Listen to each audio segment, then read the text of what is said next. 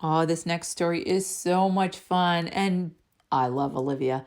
Olivia and the Easter egg hunt. Let's check it out.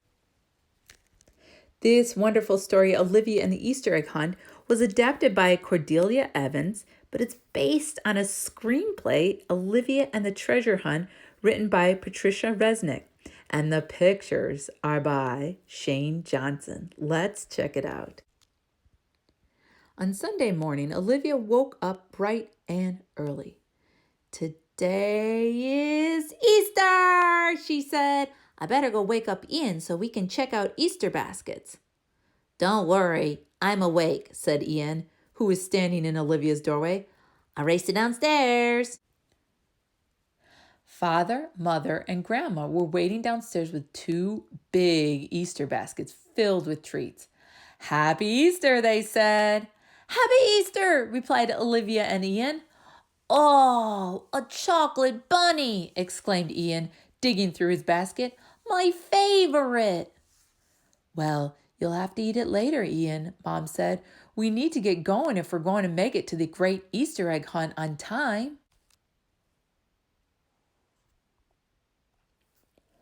Mom is right, said Olivia, setting her Easter basket down in front of the window. Ian reluctantly did the same. But first we need to come up with a team name.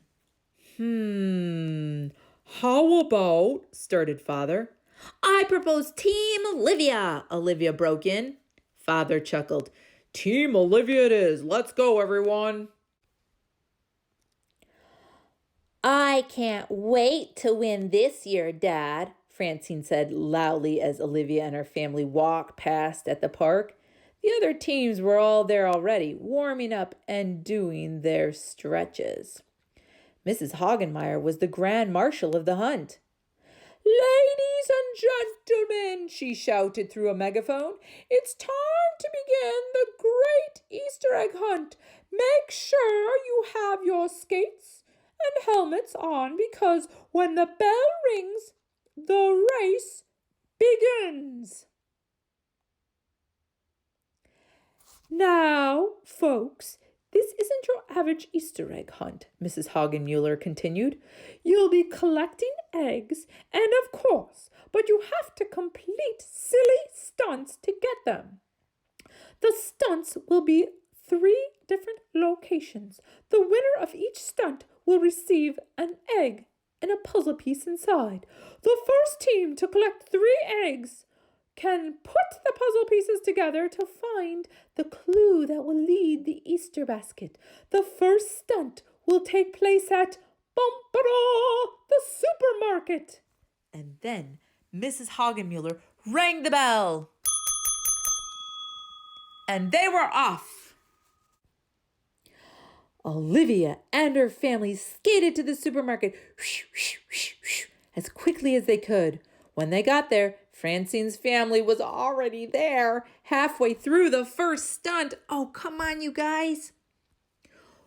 Welcome to the silly stunt number 1, said Mrs. Hagenmuller. The single strand spaghetti slurp. That's a lot of S's. Who will perform from Team Olivia? I'll do it, volunteered Ian. Go, Ian, cried Olivia as Ian started slurping away. Ian wins! Mrs. Hagenmuller shouted as Ian finished up the last strand of spaghetti. Here is your first egg, Olivia, said Mrs. Hagenmuller. And your next stop is the town library. Olivia's family made it to the library just in time to compete with Julian and his parents on silly stunt number 2, the running of the books. To complete this stunt, you must run through the tire obstacle, carrying a stack of books on your head, and then deposit the books in the box, Mrs. Hagenmuller explained. I'll do it, Grandma volunteered. She carefully placed the books on her head and began making her way through the tires. All right, that Grandma's amazing.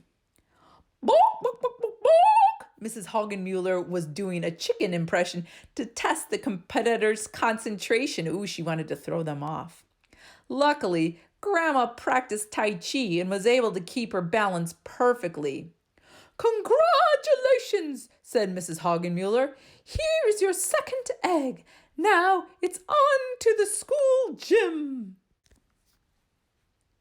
As Olivia and her family skated over to the school gym, Ian was having a hard time keeping up. "Come on, Ian, there's only one more stunt to go," Olivia said encouragingly. Ian perked up. "You're right, one more stunt, and then I get to eat my chocolate bunny." Silly stunt number 3 was called the Hoop-de-Loop Challenge. "You need to keep the hoop spinning for 1 full minute," said Mrs. Hagenmuller.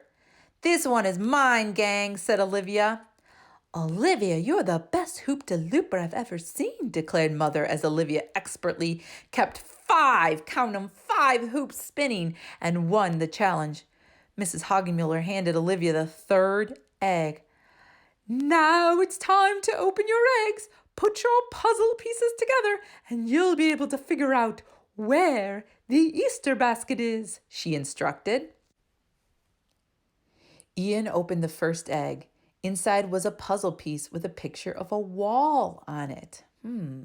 Grandma opened the second egg. This puzzle piece had a picture of a nut on it. And Olivia opened the last egg and pulled out a puzzle piece with a picture of a tree on it. Wall, and then a nut, and then a tree. "A tree, a nut, and a wall," said Olivia. "A wall, a nut, a tree." "But what do you think they stand for?" wondered Grandma. "Wall, nut, tree." "Walnut tree!" exclaimed Olivia. "The Easter basket is in the walnut tree." "But which walnut tree?" asked Father. "There are a lot of walnut trees around town." "Look, there's a map on the back of the puzzle pieces," Olivia said. "The walnut tree is in the park." Team Olivia raced to the park and stopped suddenly in their tracks. The park was filled with walnut trees. "I guess that's why they call it a walnut tree park," observed Grandma. Suddenly, Perry ran over to one of the trees and started barking. "Perry found something," shouted Olivia. "Pick me up, Dad," Olivia said. Father lifted her up and she grabbed a brightly colored Easter basket that was resting on one of the tree's branches. "Oh, we found it," yelled Ian.